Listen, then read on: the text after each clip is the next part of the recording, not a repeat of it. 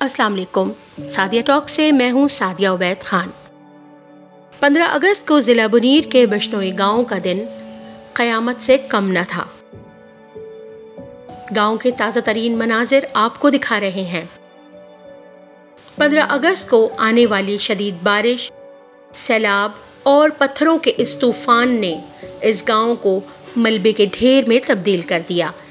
अब यहाँ पत्थरों का राज है। इमदादी कार्रवाइयां जारी हैं। 8 अफराद अभी भी लापता हैं।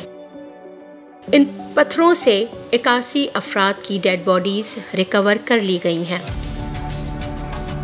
पत्थर इतने बड़े हैं कि ये पता चलाना मुश्किल है कि आया इसके नीचे इंसान की लाश है या किसी जानवर की।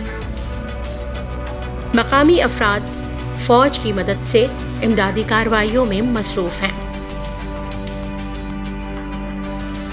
उफ्ताद इतनी शदीद थी कि लोगों को संभलने का मौका न मिल सका और ये गांव पल भर में पत्थरों के ढेर में तब्दील हो गया।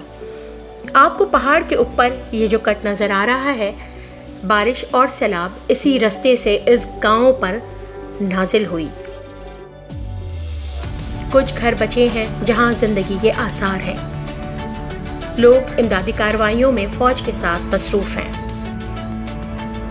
पाकिस्तान के बेशतर इलाके इस साल मानसून की शदीद लपेट में रहे। ज़िला बुनीर, मर्दान, स्वाबी क्लाउड बर्स्ट, सैलाब और शदीद बारिशों से तबाहाल हो गए हैं। इस्कर्दू, हुंजा, दीगर इलाके भी शदीद बारिश का निशाना बने।